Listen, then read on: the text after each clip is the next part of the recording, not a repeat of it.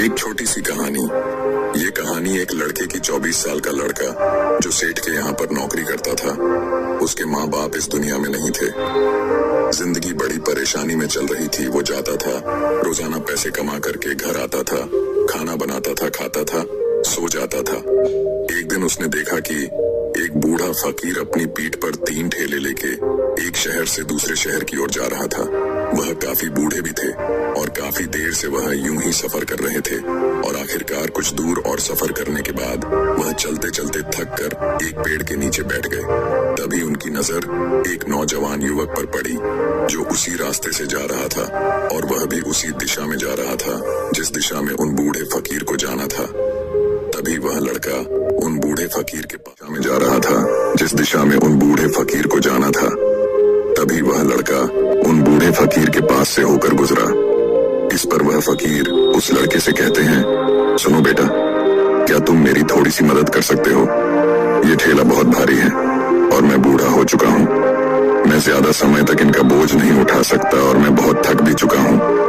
तो क्यों ना तुम मेरे एक ठेले को ले लो और मुझे उस दूसरे गांव तक पहुंचा दो। इसके बदले में मैं तुम्हें 3 स्वर्ण मुद्राएं दूंगा।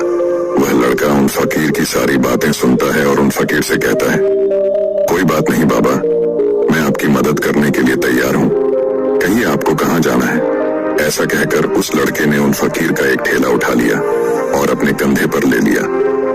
तभी उस जवान लड़के को यह एहसास हुआ कि यह ठेला तो सचमुच बहुत भारी है। वह लड़का और फकीर दोनों रास्ते में आगे की ओर बढ़ चले।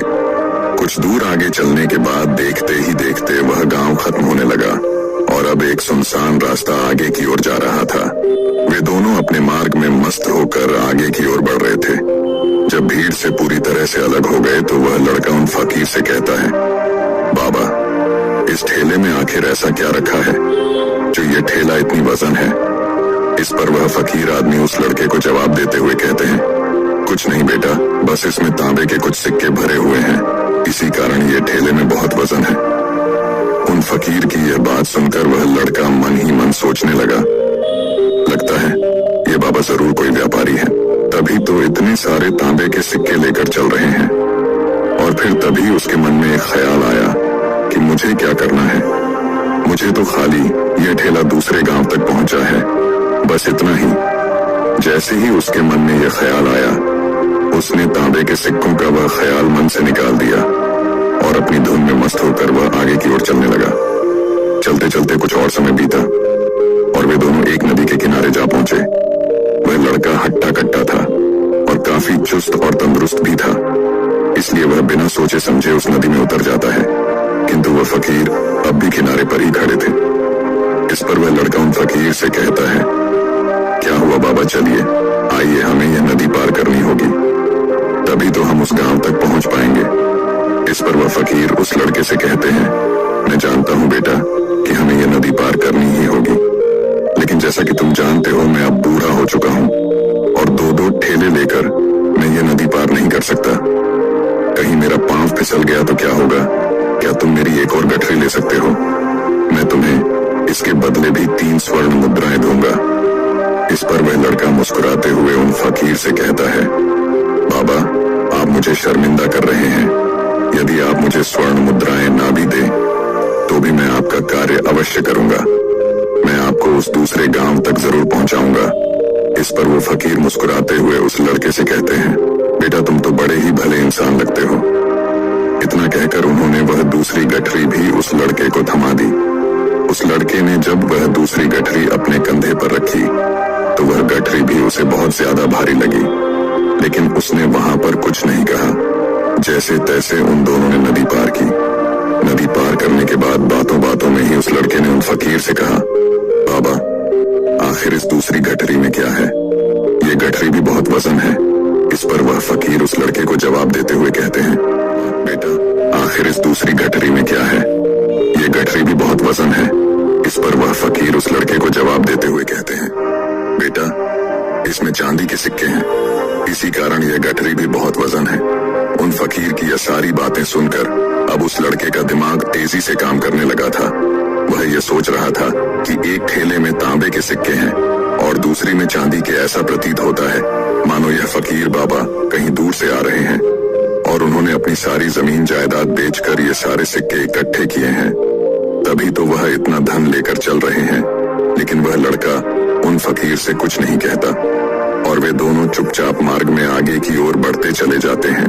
कुछ दूर आगे बढ़ने के बाद एक बार फिर एक सुनसान राह आती है। उस सुनसान रास्ते को देखते ही उस लड़के के मन में तरह तरह के विचार उत्पन्न होने लगे। वह यह सोचने लगा, अरे यह तो सुनसान जगह है, अगर मैं ये सिक्के लेकर यहाँ से भाग जाऊं तो ये फकीर मुझे कब तक दौड़ाएंगे।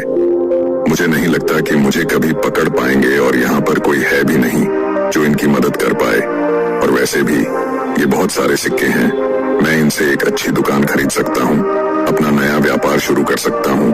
और वैसे भी ये बूढ़ा फकीर अब इन पैसों का क्या करेगा, इससे अच्छा तो मैं ही इन्हें रख लेता हूँ। वह लड़का यह सब बारे में सोच ही रहा था, तभी अचानक उसे खुद पर आश्चर्य हुआ।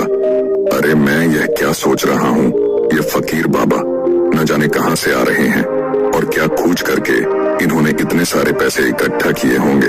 मुझे इनका फायदा नहीं उठाना चाहिए। नहीं नहीं, मुझे ऐसा नहीं करना चाहिए।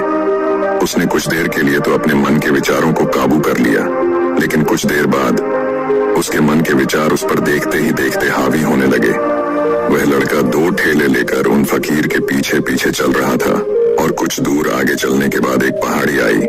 इस पर वह फकीर बाबा उस लड़के से कहते हैं, बेटा ये पहाड़ी मैं नहीं चढ़ पाऊंगा, मैं काफी बूढ़ा हो चुका हूँ और मेरे घुटनों में भी दर्द रहता है। यदि तुम मेरी तीसरी गठरी भी ले लो तो मैं तुम्हें 3 और स्वर्ण मुद्राएं दूंगा, लेकिन याद रखना इसे कहीं गिराना मत, कहीं ये गठरियां खुल न जाए। इस पर वह लड़का उन फकीर से कहता है, क्यों बाबा, आखिर इसमें ऐसा क्या है। इस पर वह फकीर उस लड़के से कहते हैं, बेटा इसमें स्वर्ण मुद्राएं हैं। यह सुनकर वह लड़का मन ही मन बहुत प्रसन्न हुआ। उसने चुपचाप वह गठरी भी उन फकीर से ले ली और देखते ही देखते वे दोनों मार्ग में आगे की ओर बढ़ने लगे। अब वह फकीर बिना कोई वजन लिए हुए आराम से पहाड़ की चढ़ाई पर चढ़ रहे थे, किंतु वह नौजवान लड़का जो पीछे था वह वजन के कारण बहुत धीरे धीरे चल पा रहा था। लेकिन जब से उसने सोने का नाम सुना था उसका मन तो छलांग मार रहा था। वह मन ही मन सोच रहा था, अगर मुझे यह सारा धन मिल जाए तो मेरा पूरा जीवन तो आराम से कट जाएगा।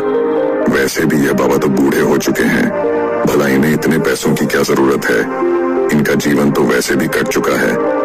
मैं एक काम करता हूँ, ये सारे पैसे लेकर यहाँ से भाग जाता हूँ। लड़के के मन में अनगिनत विचार उठ रहे थे। लड़के का मन अब उसकी बुद्धि पर पूरी तरह से हावी हो चुका था और उस लड़के का मन अपनी बात को सही साबित करने के लिए उससे कुछ भी कह रहा था। और तभी उस लड़के के मन में एक और विचार उत्पन्न हुआ और अब की बार वह लड़का यह सोच रहा था, लगता है यह फकीर बाबा कोई चोर है, वरना इनके पास इतनी सारे स्वर्ण मुद्राएं कहां से आएंगे। अगर ये कोई व्यापारी होते तो भला ये इस तरह से पैदल यात्रा तो नहीं करते, और अगर इनके पास इतने सारे पैसे थे तो ये कोई ना कोई साधन भी तो अवश्य कर सकते थे। लगता है ये कोई चोर है और चोर से चोरी करने में भला क्या बुराई है। ये सोचता हुआ वह लड़का अब उन फकीर से तेजी से आगे की ओर बढ़ रहा था और देखते देखते वह फकीर से आगे भी निकल चुका था। और वह यह सोच रहा था कि जैसे ही इस पहाड़ की ढलान आएगी मैं 3 गठरियां लेकर भाग जाऊंगा। इससे ये सारे पैसे मेरे हो जाएंगे और मेरी गरीबी भी हमेशा हमेशा के लिए दूर हो जाएगी। मैं जो चाहूंगा मैं वो कर पाऊंगा, मेरे पास बहुत सारा धन होगा। और देखते देखते वह दोनों पहाड़ की चोटी पर पहुंच गए और अब ढलान का रास्ता शुरू होने वाला था। तभी वह लड़का उन फकीर से नजरें बचाकर वह 3 गठरियां लेकर भागता हुआ आगे बढ़ गया। अब उसे अपना शरीर बहुत हल्का महसूस हो रहा था, मानो उसे उन 3 ठेलों का वजन तक न मालूम पड़ रहा हो। काफी दूर दौड़ते दौड़ते किसी तरह से वह अपने आप को बचते बचाते अपने घर पहुंचा। उसकी खुशी का कोई ठिकाना नहीं था। उसने सोचा, क्यों ना मैं जल्दी जल्दी इन गठरियां में से वो सारे पैसे निकाल लूं। यह सोचकर जब उसने गठरियां खोली तो पहली गठरी में उसे लोहे से जंग भरे हुए सिक्के मिले। यह देखकर उसे यकीन नहीं हुआ।